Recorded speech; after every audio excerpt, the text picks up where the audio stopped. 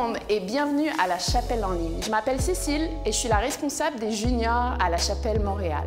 Toutes les semaines, il y a des personnes qui se joignent à nous pour la première fois. Et si c'est toi, je suis contente que tu sois là. La Chapelle est une église pour ceux qui n'y vont pas. Mais on espère que ce que tu vas vivre aujourd'hui va te donner envie de venir nous voir très bientôt. Sans plus attendre, on écoute le message de David Potier et je te revois un peu plus tard. La semaine dernière, c'était Pasteur Josias qui a prêché. Et quel message! Il est bon, Josias. Hein? Est-ce qu'on est vraiment privilégié d'avoir Josias comme un de nos pasteurs à la chapelle? Vraiment? Je sais qu'il va écouter cette vidéo-là. Alors, est-ce qu'on peut lui donner un peu de l'amour, tout le monde? À 3, 1, 2, 3, allez!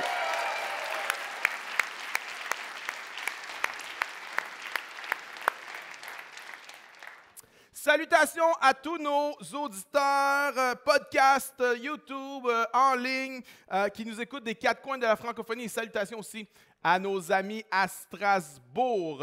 Aujourd'hui, Matthieu, chapitre 16, verset 13, c'est notre texte. Matthieu 16, verset 13.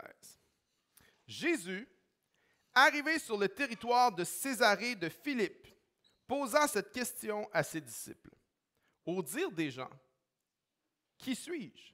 Moi, le Fils de l'homme. » Ils répondirent, « Les uns disent Jean-Baptiste, les autres Élie, d'autres Jérémie ou l'un des prophètes. » Verset 15, « Mais vous, leur dit-il, qui dites-vous que je suis? » Simon-Pierre, qui était un des 12, dit, « Tu es le Christ, le Fils du Dieu vivant. » Le titre de mon message d'aujourd'hui, c'est « Le plus grand de tous les temps ».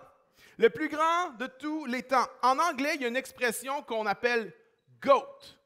G-O-A-T. The greatest of all time.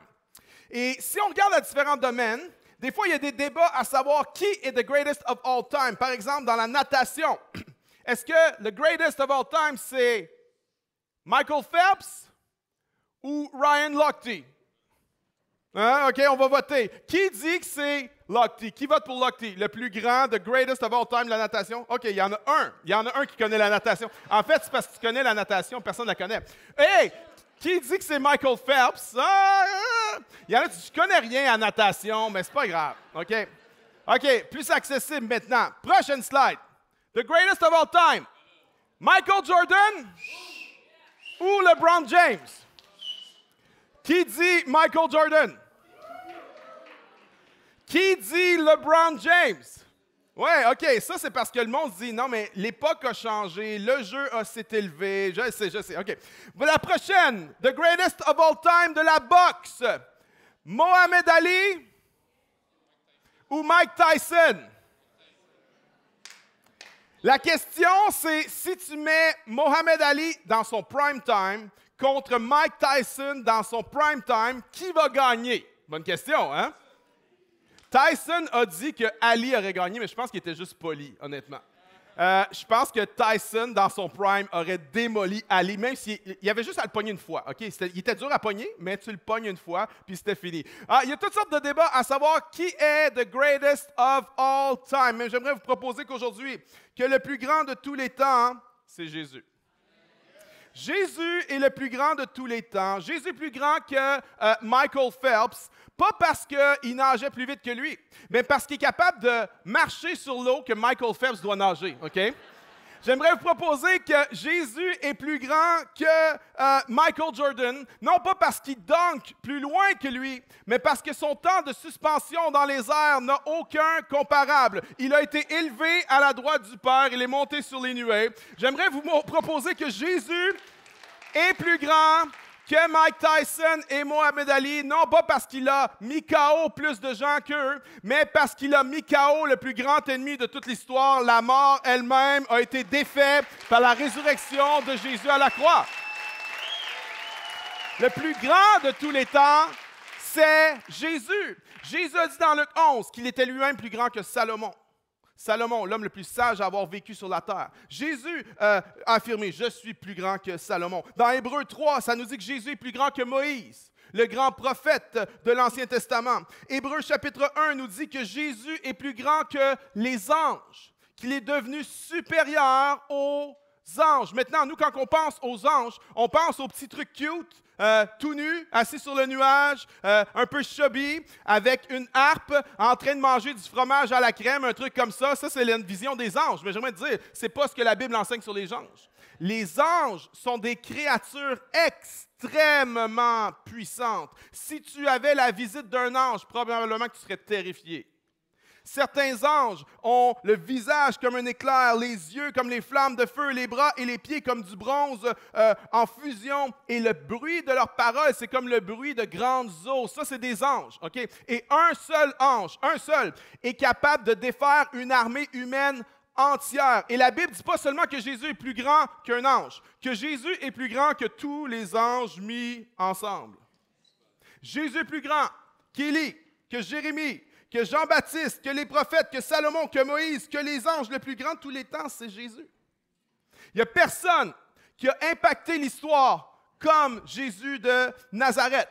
Il a littéralement coupé l'histoire humaine en deux. Il y a un avant Jésus-Christ et il y a un après Jésus-Christ. Et je sais qu'aujourd'hui, c'est à la mode de dire on est en 2023 de notre ère. On est en 2023 de Common Era, mais il reste que la référence, ça reste lui. Même si tu veux l'évacuer de l'affaire, il est la référence. Il a coupé l'histoire humaine en deux. Il est le plus grand penseur de l'histoire.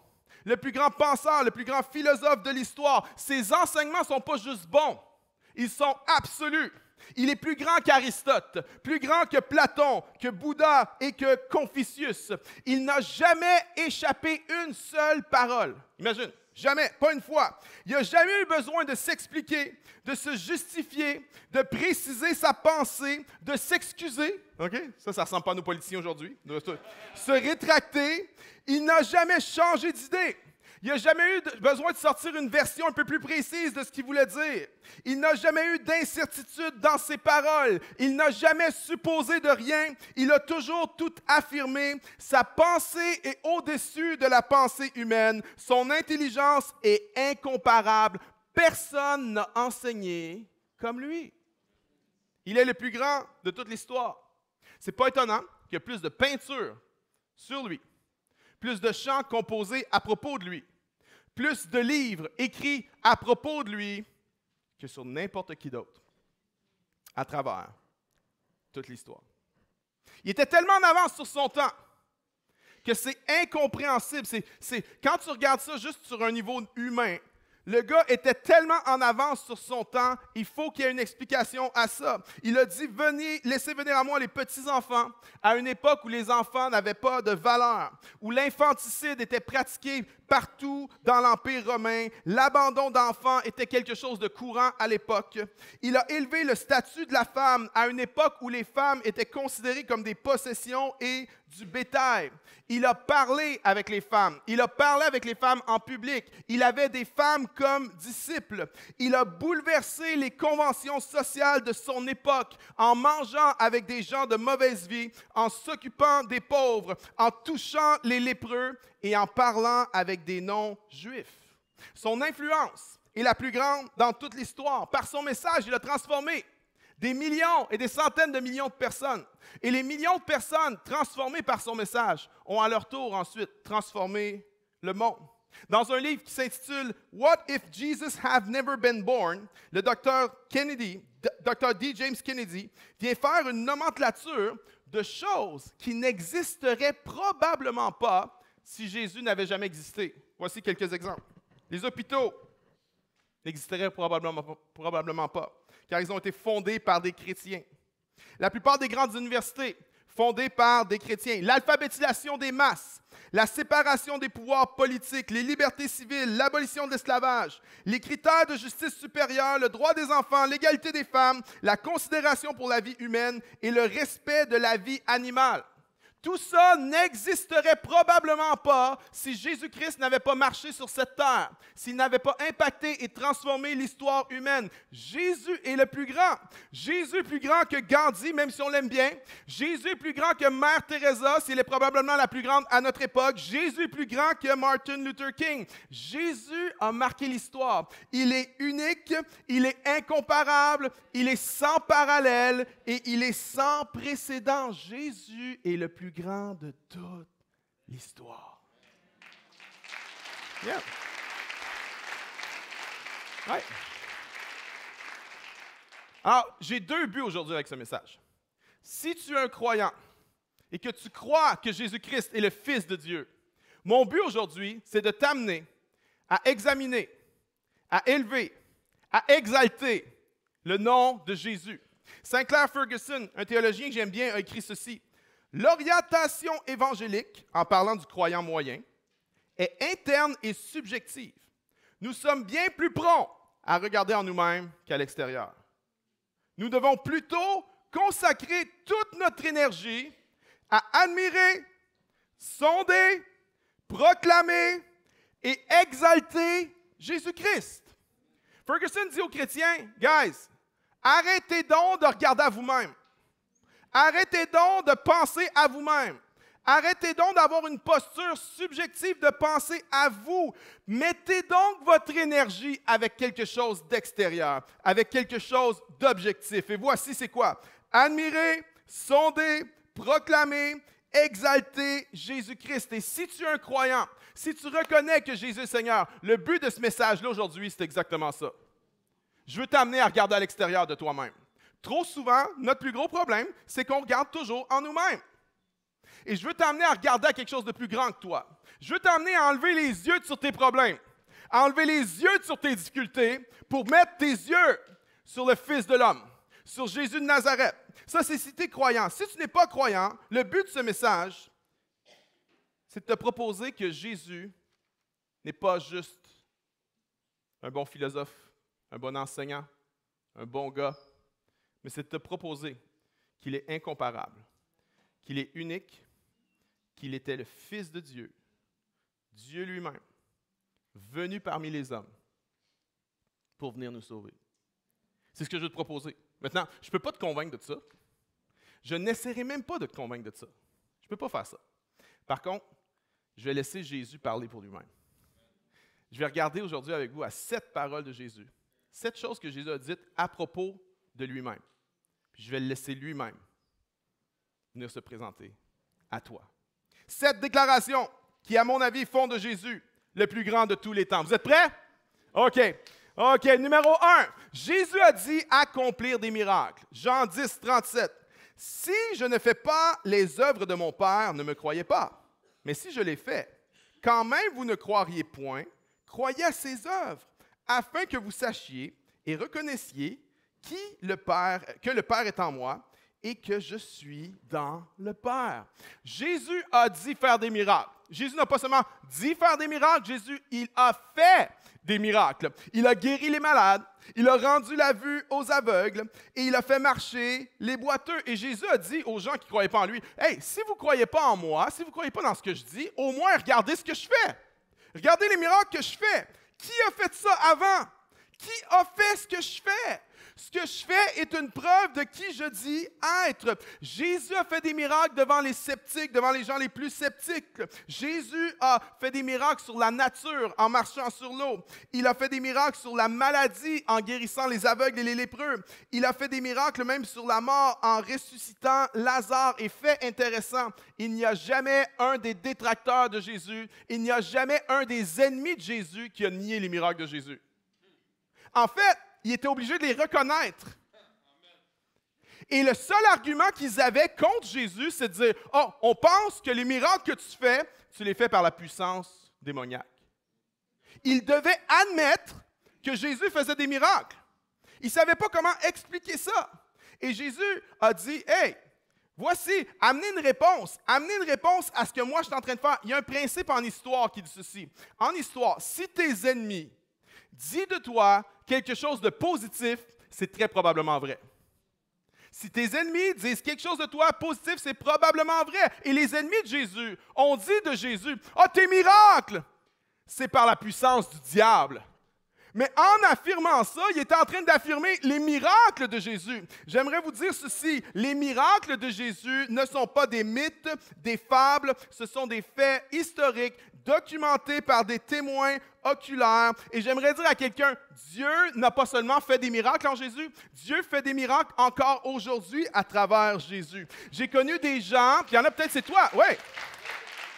Il y a des gens que j'ai connus, remplis d'anxiété, remplis de détresse, qui, par la puissance de Jésus, ont triomphé de leurs anxiétés. J'ai connu des gens dont le mariage était détruit, il n'y avait plus d'espoir, c'était complètement fini, mais par la puissance de Jésus, que leur mariage a été restauré. J'ai connu des gens qui n'avaient plus le goût de vivre, qui voulaient mourir, et que la puissance de Jésus, par cette puissance, ils ont retrouvé le goût de vivre. Ils ont retrouvé une raison de vivre. J'ai connu des gens avec les dépendances, les pires dépendances. Vraiment dans le fond du fond, des gens qui s'auto-détruisaient, des gens qui à chaque jour allaient plus vers la mort à force de s'auto-détruire eux-mêmes. Mais que par la puissance de Jésus, ils ont rencontré ce Jésus-là qui est venu les délivrer, qui est venu les restaurer, qui est venu les sortir de leur puits, de la dépendance, du fond, de la boue, de la dépendance. J'aimerais dire, non seulement Jésus a fait des miracles, il en fait encore aujourd'hui.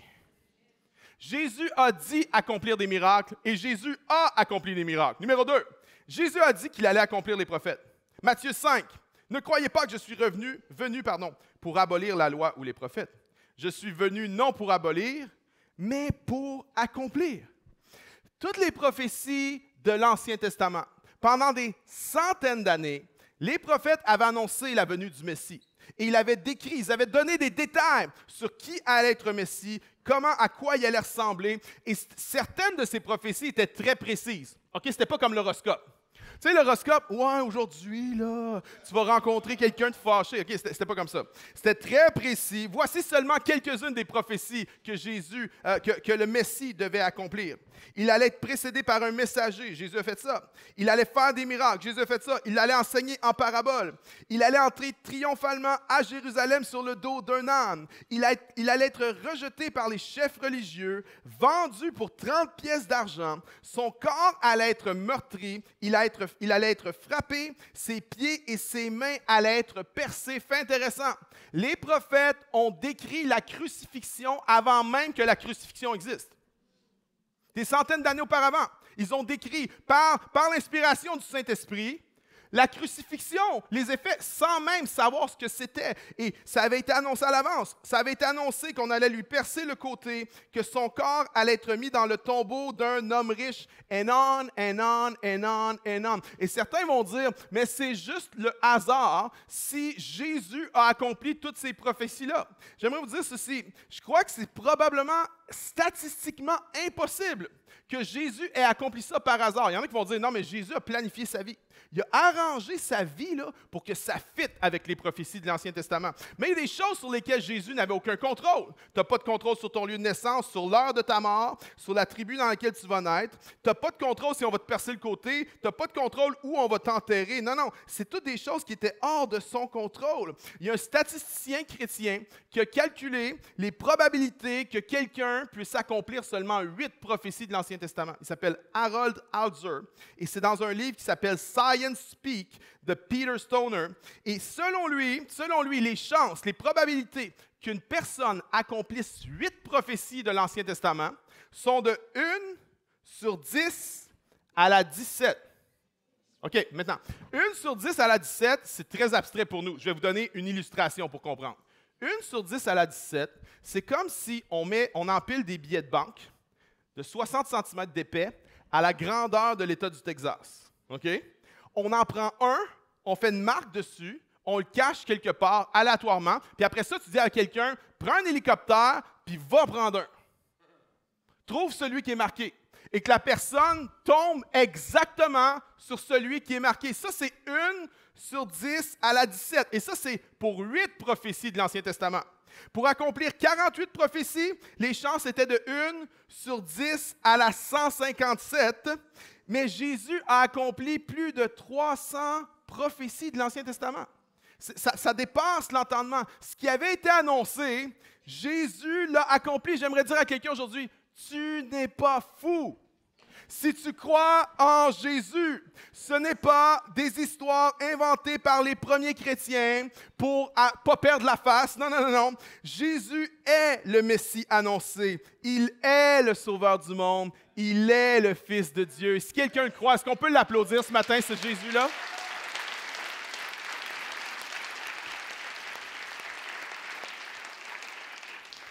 Numéro 3. Jésus a dit être sans péché. Quel pasteur peut prétendre à ça? Quel être humain peut prétendre à ça? Jean 8, 46. Qui de vous me convaincra de péché? Si je dis la vérité, pourquoi ne me croyez-vous pas? Jésus a clairement, ouvertement et publiquement déclaré être sans péché. Jésus s'est tenu devant des foules et a dit, y a-t-il quelqu'un qui peut me reprocher quelque chose? Jésus s'est tenu devant ses frères. Jésus s'est tenu devant sa mère. Et il a dit, y a-t-il quelqu'un qui peut me trouver un seul péché? Je peux-tu te garantir que si j'affirmais ce matin qu'il n'y a pas de péché en moi, y a-t-il quelqu'un qui peut me reprocher quoi que ce soit? On aurait une file d'attente pour venir prendre le micro ici. Et la première en avant de la file, ça serait ma femme. OK? Et si ma mère, qui a 88 ans, était dans l'auditoire, ma mère n'attendrait pas son tour. Elle jumperait de la salle jusque sur le stage, elle prendrait le micro et elle dirait « Laissez-moi vous dire comment mon fils est pécheur! J'en ai des affaires à raconter sur lui. » Je suis pécheur. Nous sommes pécheurs. J'ai fait des péchés dans le passé, j'en fais dans le présent, je vais en faire dans le futur. Je suis pécheurs. On est tous pécheurs dans nos pensées, dans nos paroles, dans nos actions et dans nos motivations. Mais Jésus est sans péché. Jésus est le seul à être sans péché. Nous, on dit, hey, il n'y a personne de parfait. Puis c'est quand qu'on dit ça? Quand on a fait des erreurs. Quand on s'est planté, il n'y a personne de parfait. Hein? Mais savez-vous quoi? Quand on dit, il n'y a personne de parfait, Jésus dit, sauf moi. Moi, oui. Vois-tu, Jésus n'était pas seulement le meilleur dans sa catégorie. Jésus est dans une catégorie à lui tout seul. Il était sans péché. Numéro 4, Jésus a dit avoir le pouvoir de pardonner les péchés. Marc 2. Jésus, voyant leur foi, dit au paralytique, « Mon enfant, tes péchés sont pardonnés. » Il y avait là quelques scribes qui étaient assis et qui se disaient au-dedans d'eux, « Comment cet homme parle-t-il ainsi? Il blasphème. Qui peut pardonner les péchés si ce n'est Dieu seul? » Mais ils ne l'ont même pas prononcé, ils l'ont juste pensé. Mais Jésus, sachant ce qu'il pensait, a dit au verset 10, « Or, afin que vous sachiez que le Fils de l'homme a sur la terre le pouvoir de pardonner les péchés. Je te l'ordonne, dit-il au paralytique, lève-toi, prends ton lit et va-t'en dans ta maison. » Jésus regarde à un homme, puis dit, « Tes péchés sont pardonnés. » Et Jésus regarde à chacun d'entre nous ici ce matin. Jésus regarde à toi et à moi et à toi et à toi. Et Jésus t'invite. Jésus nous invite vers lui afin qu'il puisse pardonner nos péchés. Parce que qu'on en soit conscient ou non, qu'on veut l'admettre ou non, on est tous coupables. On porte tous le poids de certaines choses. Tu sais, les choses qu'on a dit qu'on n'aurait pas dû dire. Puis tu ne peux pas le reprendre. Si c'était à faire, tu ferais autrement, mais tu ne peux pas le reprendre. Les choses que tu as dit que tu n'aurais pas dû dire, les choses que tu as faites que tu n'aurais pas dû faire. On est tous pécheurs. On est tous pécheurs. Et voici ce que la religion enseigne. La religion dit, nettoie-toi, nettoie ton péché, puis ensuite, tu vas aller vers Dieu. Nettoie ton péché, puis ensuite, peut-être que Dieu va t'accepter. Mais voici le problème. Qui peut se nettoyer? Qui peut se nettoyer de son péché? C'est ça la question. Est-ce que tu es capable de te nettoyer de ton péché? Est-ce que tu es capable de compenser avec du bien pour le mal que tu as fait? Quand est-ce que tu vas réussir à compenser le mal que tu as fait? Quand est-ce que tu vas avoir fait assez de bien pour que ça compense le mal que tu as fait? Parce que alors que tu es en train d'essayer de compenser par du bien le mal que tu as fait, tu fais d'autres mal. On ne peut pas se nettoyer nous-mêmes. Je me souviens lorsque mon fils était bébé, il y avait la fâcheuse habitude que lorsque ses mains étaient sales, souvent, il jouait dans le carré de sable, puis il avait les mains sales, puis il n'aimait pas ça. Il n'aimait pas ça, fait qu'il chialait comme...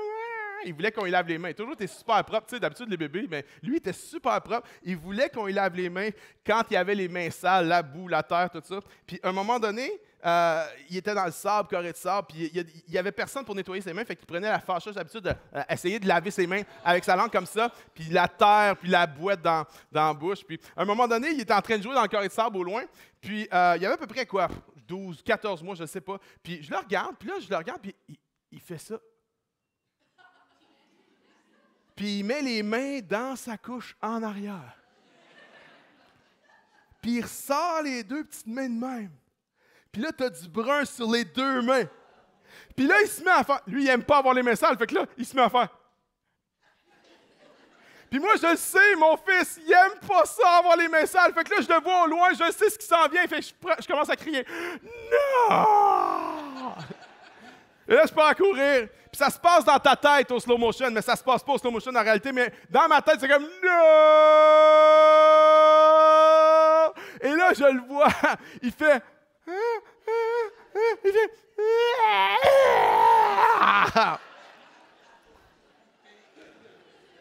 Je le pogne, je l'amène, je l'assieds sur le comptoir de la chambre de bain, brosse les dents. Il y avait juste 2 dents en avant. Brosse les dents pendant 20 minutes. J'aimerais dire ceci. Ça, c'est la métaphore de nous qui essayons de nous nettoyer nous-mêmes. Il n'y a pas de péché que tu peux nettoyer. Petit péché, gros péché, whatever. Tu ne peux pas te nettoyer toi-même. Et la religion enseigne, nettoie. Va te nettoyer, puis ensuite va à Dieu. Mais Jésus vient, puis il renverse complètement la patente. Il dit, non, vous n'avez rien compris. Vous n'avez rien compris. Ce n'est pas, va te nettoyer, puis ensuite viens à Dieu. C'est, Dieu vient vers toi pour te nettoyer. Ça, c'est la différence entre Jésus et la religion. La religion dit, hey, travaille fort, performe. Puis peut-être que si tu performes assez, peut-être que tu vas devenir assez saint. Peut-être que tu vas devenir acceptable devant Dieu. C'est ce que la religion enseigne. Mais c'est un mensonge. Savez-vous que c'est un mensonge? Lorsqu'on regarde vraiment dans le message de Jésus, lorsqu'on regarde vraiment dans le message des Écritures, on s'aperçoit que ce n'est pas comme ça. Les gens ont compris à l'envers. Les gens ont compris le contraire. C'est pas comme ça. Parce que quand on essaie de se nettoyer par nous-mêmes, c'est écrasant. Tu es en train d'essayer de te nettoyer, puis tu te ressalis, puis tu es en train d'essayer de compenser pour le mal que tu as fait, puis tu fais du bien, mais là, alors que tu fais du bien, tu t'aperçois que tu fais du bien pour les mauvaises raisons. Tu es en train d'aider les pauvres pour qu'on te voie, pour passer pour une bonne personne. Même alors que tu fais du bien, tu es en train de faire du mal, tu n'arrives même pas à faire du bien juste pour faire le bien. Puis la religion dit, ah ouais, va te nettoyer, va te nettoyer, va te nettoyer. Mais tu n'arrives pas à te nettoyer. Mais Jésus vient. Puis Jésus vient briser ces fausses conceptions-là. Jésus dit, arrêtez d'essayer de vous nettoyer. Moi, je vais venir. Moi, je vais donner ma vie pour vous nettoyer. Tout ce que tu as à faire, c'est de croire en moi. Tout ce que tu as à faire, c'est de me recevoir comme Seigneur. Est-ce que tu as été purifié par Jésus? Est-ce que tu as été nettoyé par Jésus? Est-ce que tu as été pardonné par Jésus? Est-ce que Jésus a pardonné tes péchés? Tu dis, mais je ne sais pas, moi j'ai fait des affaires graves, j'ai fait des affaires que je regrette, j'ai fait des affaires que je ne voudrais pas que ça se sache ici parce que je perdrais la face. Est-ce que je peux être pardonné de ça? J'aimerais dire, il n'y a aucun péché qui est assez sale pour que la mort de Jésus à la croix ne puisse pas le nettoyer. Ce n'est pas que le péché n'est pas sale. C'est que le sang de Jésus versé à la croix est le détergent le plus puissant dans l'univers. Et il peut nous nettoyer de n'importe quoi. Et nous rendre justes devant Dieu. Nous rendre saints aux yeux de Dieu. Oui, tu peux être nettoyé par Jésus. Oui, tu peux être pardonné par Jésus. Son invitation, c'est pour tout le monde. Son invitation pour les riches, pour les pauvres, pour les jeunes, pour les vieux, pour les religieux et les irréligieux, pour les gens moraux et les gens immoraux, pour les pasteurs et pour les prostituées. Jésus offre son pardon à tous ceux qui viennent à lui. Et si tu as déjà été pardonné par Jésus, est-ce que tu peux applaudir son pardon avec moi ici ce matin? Ouais? Ouais?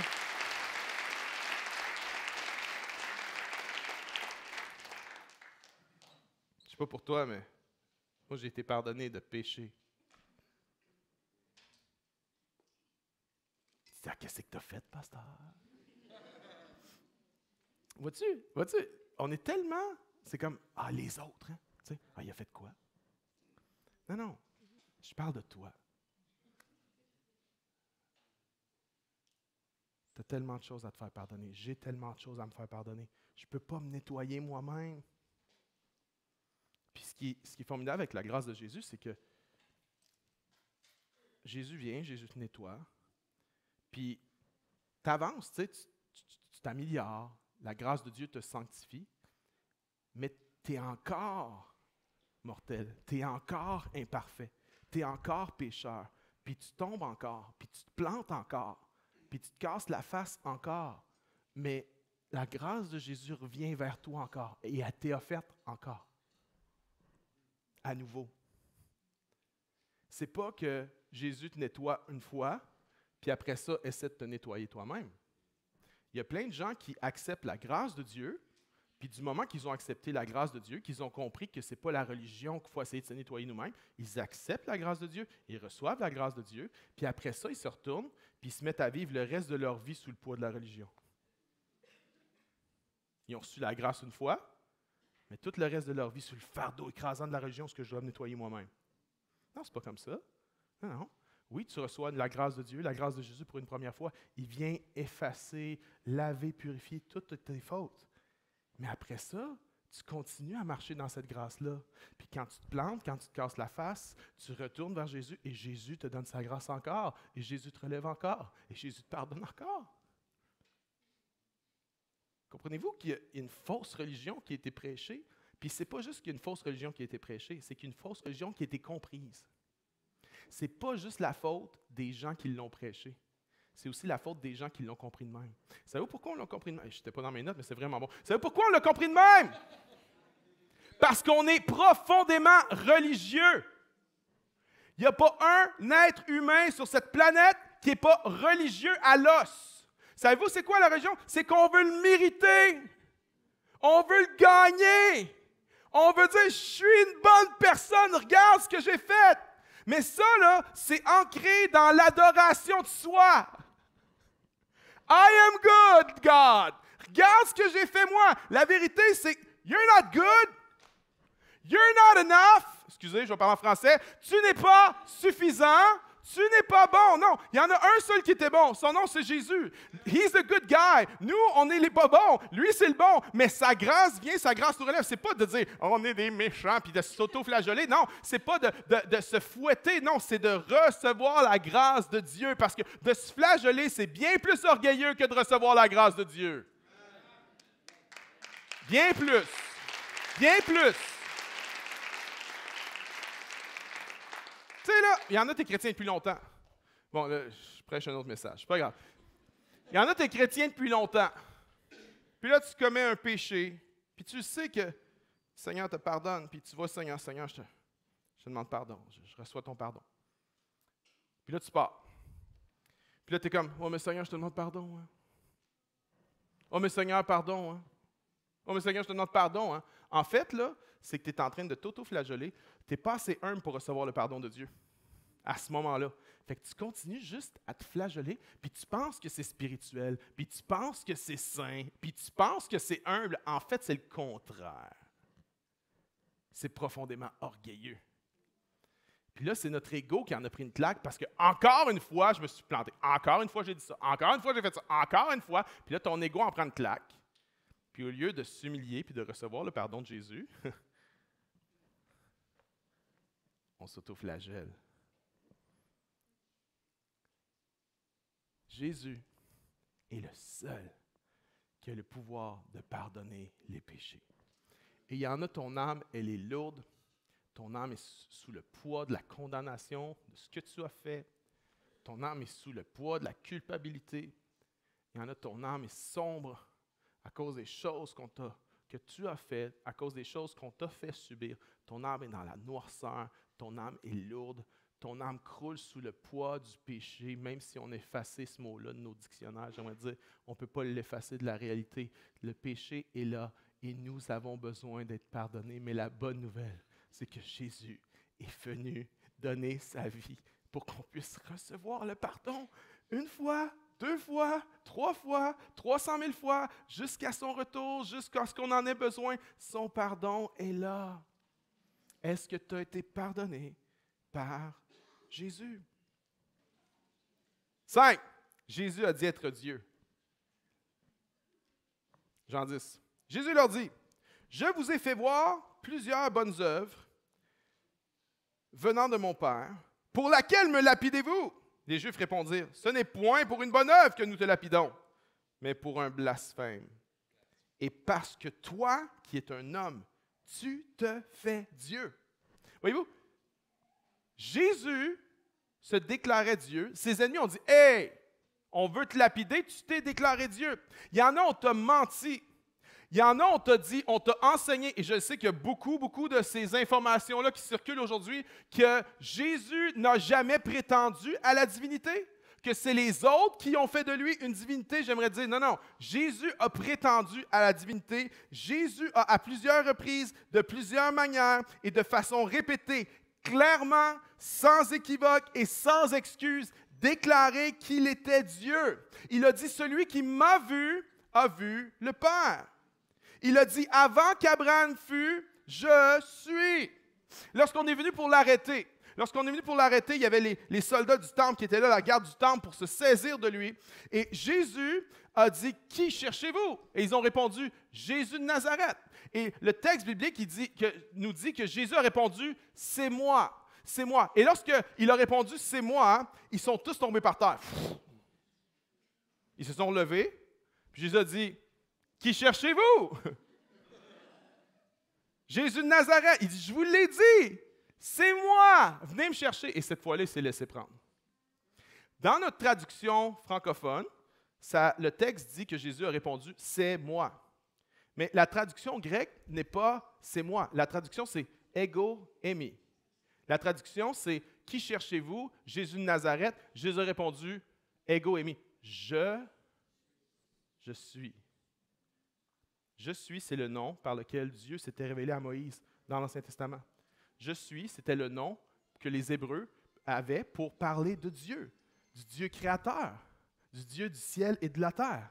Et lorsqu'on est venu arrêter Jésus, il a dit, qui cherchez-vous? Jésus de Nazareth, il a dit, je suis. Et ils sont tous tombés par terre. Traduction, vous ne prenez pas ma vie. Il n'y a pas personne qui prend ma vie ici. Je donne ma vie.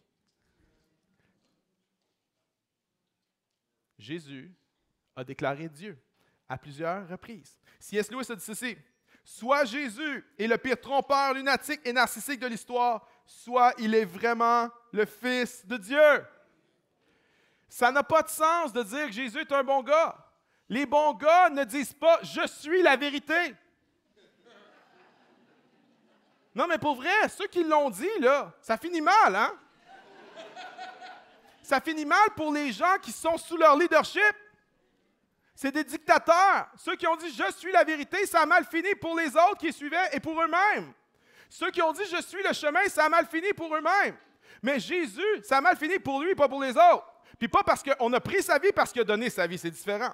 Ceux qui ont dit « Je suis la vérité », ils n'étaient pas crédibles. Mais Jésus a dit « Je suis la vérité, je suis le chemin, je suis la vie ». J'aimerais te proposer que Jésus-Christ est Dieu. Jésus-Christ est le Fils de Dieu. Jésus-Christ est le seul Dieu. Et Jésus-Christ est mon Dieu. Si c'est ton Dieu à toi, est-ce que tu peux lui donner une ovation ce matin?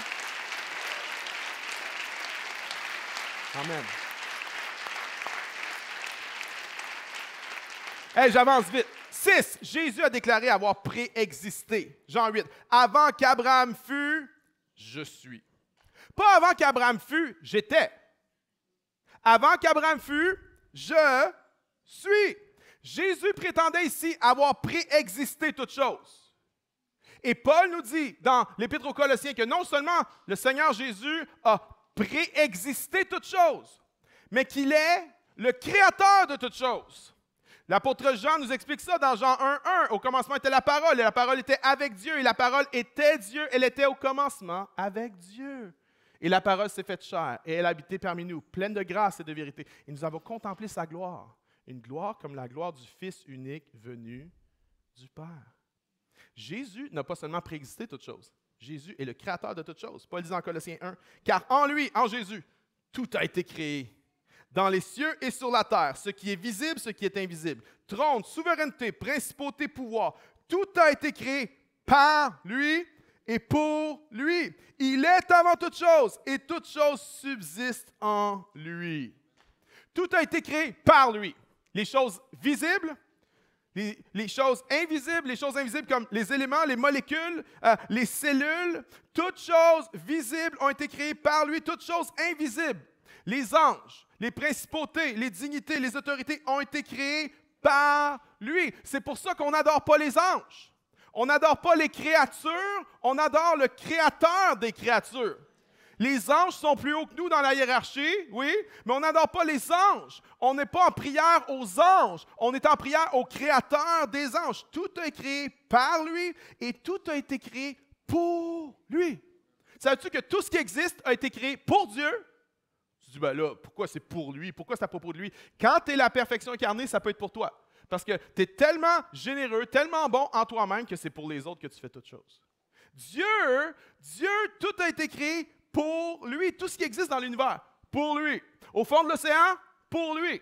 Au sommet du mont Everest, pour lui. Les plus petites particules subatomiques, pour lui. Les plus grandes étoiles supermassives, pour lui. C'est pas étonnant que le psalmiste dit que les cieux proclament la gloire de Dieu. Pour lui. La nature, pour lui. La création, pour lui. Les êtres humains, pour lui.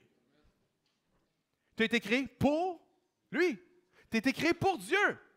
Et si tu ne comprends pas pourquoi tu as été créé, tu vas être malheureux. Ta vie va manquer de but. Tu ne pourras pas être bien. Quand tu fais quelque chose pour lequel tu as été créé, il y a quelque chose là-dedans, hein? Tu as déjà été en voiture avec ton chien, puis baissé la fenêtre, puis ton chien sort la tête. Il a été créé pour ça, hein? Regarde. Il y a quelque chose. Tu joues de la musique, tu es un musicien, puis quand tu joues, tu dis, oh, I was born for this. J'ai été créé pour ça. J'aimerais dire, au-delà de toute chose, tu as été créé pour Dieu. Tu as été créé pour Jésus. Tu as été créé pour le servir à la louange de sa gloire. Et tant que tu ne comprends pas pourquoi tu as été créé, tu vas toujours chercher le but de ta vie. Tu n'es pas le centre de ton existence. Et si tu te mets au centre de ton univers, ou si tu te mets au centre de l'univers, tu ne seras pas heureux. Tu ne seras pas épanoui. Pourquoi? Parce que tu n'es pas le centre de l'univers. Le centre de l'univers, c'est lui. Le centre de l'univers, c'est Dieu. Toutes choses ont été créées par lui, toutes choses ont été créées pour lui, et toutes choses subsistent en lui. Dieu par sa parole, Jésus par sa parole, il est la parole. Il a créé toutes choses, et cette parole-là, non seulement elle a créé, mais elle soutient. OK? Fait que Jésus a créé, Dieu a créé la terre, il a créé toutes choses, et c'est sa parole qui soutient la terre sur son axe. Jésus, en ce moment, dit à la terre, tu restes là, dans cet angle-là. Jésus dit à la lune, non, pas trop proche. Approche-toi pas trop près. C'est lui qui maintient les lois de la gravité, de la physique. C'est lui qui empêche ta tête de tomber de ton cou en ce moment. Il maintient toutes choses. Toutes choses subsistent en lui. Tout est créé par lui, pour lui, et toutes choses subsistent en lui. Il est le Créateur. 7, je termine avec ceci. Jésus a dit qu'il allait ressusciter d'entre les morts. Il avait annoncé ça, Marc 8. Alors il commença à leur apprendre qu'il fallait que le Fils de l'homme souffrit beaucoup, qu'il fut rejeté par les anciens, par les principaux sacrificateurs et par les scribes, et qu'il fut mis à mort et qu'il ressuscita 3 jours après. Jésus, avant sa mort, avait annoncé sa résurrection à l'avance. Ce n'est pas un concept qui a été inventé par les disciples pour sauver la face. Jésus avait lui-même annoncé sa résurrection et on l'a mis à mort. Il a donné sa vie. On l'a brisé, flagellé, on l'a crucifié, on l'a percé dans les mains, dans les pieds, sur le côté, on l'a mis au tombeau, mais 3 jours plus tard, il est ressuscité. Et Jésus l'avait annoncé avant. Jésus a dit, si vous ne croyez pas en moi, attachez votre tuque avec la broche.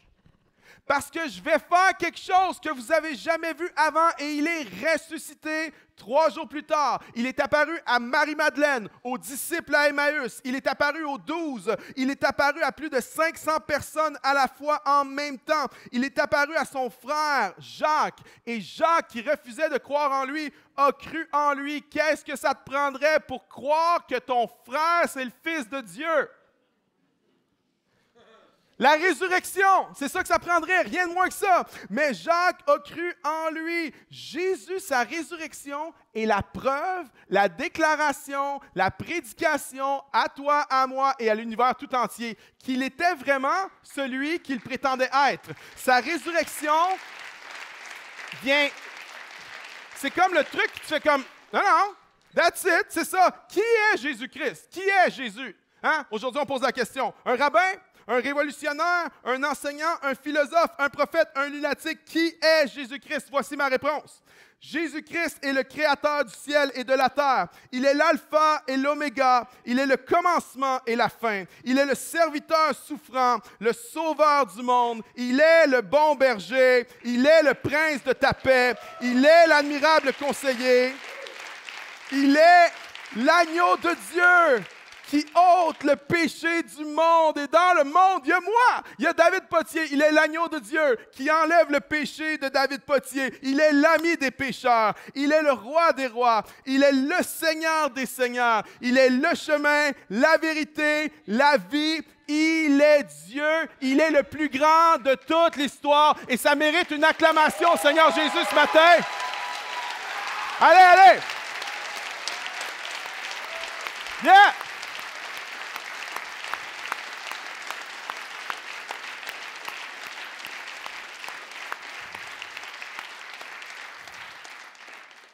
Est-ce qu'on peut pencher la tête, s'il vous plaît? J'aimerais prier.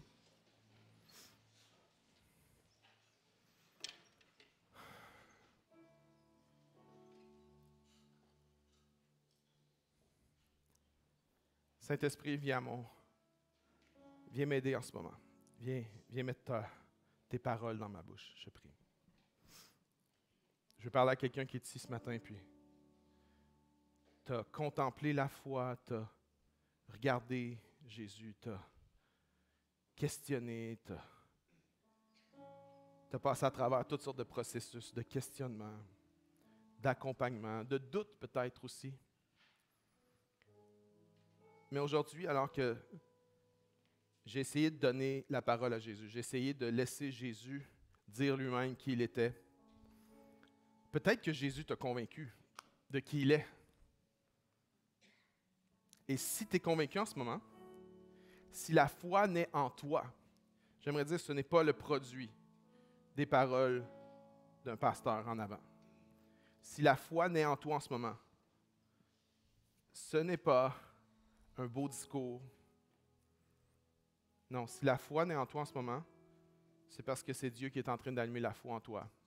Et le Saint-Esprit est en train de venir parler à ton esprit pour te convaincre que Jésus est Seigneur, que Jésus est le Fils de Dieu, que Jésus est ton Sauveur. Et peut-être que ce matin, c'est le temps pour quelqu'un, puis il y a peut-être quelqu'un, ou il n'y en a peut-être pas, je ne sais pas, mais je veux vraiment donner la chance, l'opportunité. Je pense que ce matin, il y a quelqu'un que c'est le moment pour toi de traverser la ligne de la foi.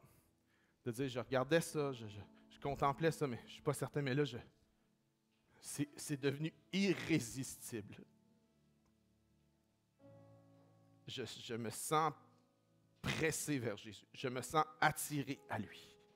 Sa beauté, sa grâce, son éclat, c'est pas que j'ai plus de doute, c'est pas que je comprends tout, mais c'est devenu irrésistible. Et je veux traverser la ligne de la foi. Et je veux, aujourd'hui, donner ma vie à Jésus. J'aimerais demander à toute l'Église, je vais faire une prière, puis Je vais demander à toute l'Église de la répéter après moi, s'il vous plaît. Je voudrais aider quelqu'un à prier ici qui ne saurait peut-être pas comment le faire. Prions ensemble. Répétons. Seigneur Jésus, je te remercie d'être venu dans ce monde,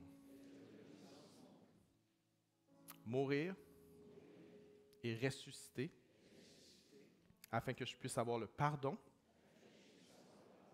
et afin que je puisse avoir la vie. Aujourd'hui, je reconnais que j'ai besoin de toi. Aujourd'hui, je te donne ma vie. Pardonne mes fautes. Change-moi. Apprends-moi à marcher dans la grâce. Et à partir d'aujourd'hui, je veux marcher avec toi. Amen. Amen. Est-ce qu'on peut donner de l'encouragement et de l'amour aux gens qui ont pris la décision aujourd'hui de traverser les... Allez, allez, ils ont besoin de nous autres. Est-ce qu'on peut se lever tout le monde ensemble? Levons-nous, puis on les applaudit fort encore une fois, s'il vous plaît. Est-ce qu'on peut leur donner de l'amour et de l'encouragement?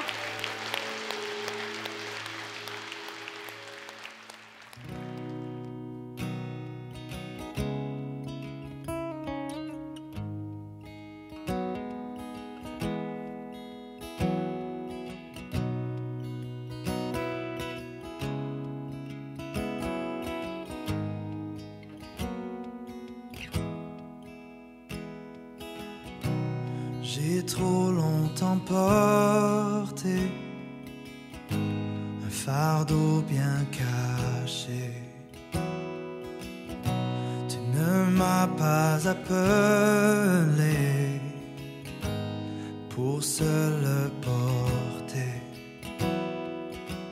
J'entends ton invitation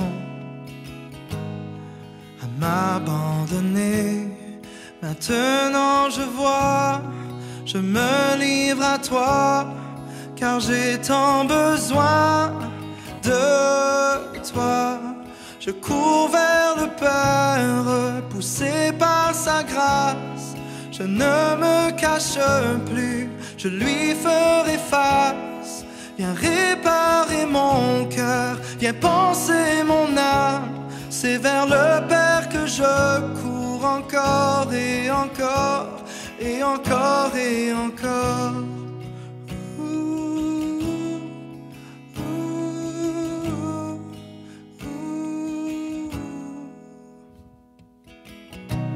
Tu vois ma condition, tu as un plan pour moi. Ton Fils, ma rédemption, payé sur la croix. Je n'ai pas d'explication devant cet amour. Je ne comprends pas, je ne saisis pas, mais j'ai tant besoin de toi. Je cours vers le Père, poussé par sa grâce. Je ne me cache plus, je lui ferai face. Viens réparer mon cœur, viens penser mon âme. C'est vers le Père que je cours encore et encore et encore et encore. Oh, oh, oh, et encore et encore et encore.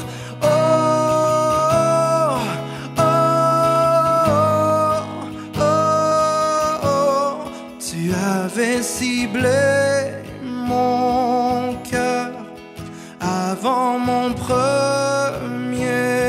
souffle, à courir dans tes bras, c'est revenir à la vie.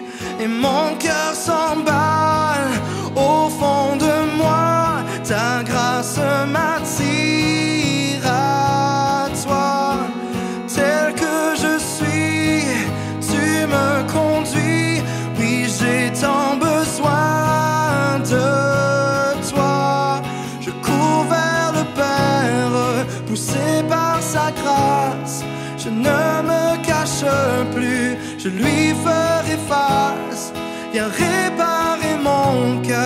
viens panser mon âme. C'est vers le Père que je cours encore et encore. Je cours vers le Père, poussé par sa grâce. Je ne me cache plus, je lui ferai face. Viens réparer mon cœur, viens panser mon âme. C'est vers le Père que je cours encore et encore et encore et encore. Oh, oh, oh, et encore et encore et encore. Oh, oh, oh, et encore et encore et encore. Merci à David pour la profondeur de ce message. Je te souhaite de vivre ces 7 vérités sur Jésus cette semaine et que chacun d'entre nous, nous puissions proclamer qui est Jésus. Que tu sois chrétien depuis longtemps ou tout nouveau dans la foi, c'est important de connecter avec des gens qui partagent les mêmes croyances que toi. Une bonne façon de faire ça, c'est de joindre Pasteur Loïc dans l'after demain midi par Zoom. C'est toujours une bonne occasion pour prier les uns pour les autres et échanger sur le message. Tu trouveras le lien sur notre site web. C'est maintenant le moment de parler de générosité. Merci à tous ceux qui donnent généreusement semaine après semaine. Grâce à ta générosité, on a pu soutenir tout au long de la semaine l'organisme J'aime ma ville à Montréal, Gatineau et Québec et tisser des liens vers la communauté et échanger avec ceux qui en ont le plus besoin. Si tu appelles la chapelle ton église, je t'invite à donner de façon régulière. Tu peux le faire de façon automatique en allant sur notre site web ou notre application mobile. Merci de faire une réelle différence. Et voilà, c'est déjà la fin de notre réunion. Je te souhaite une très belle semaine.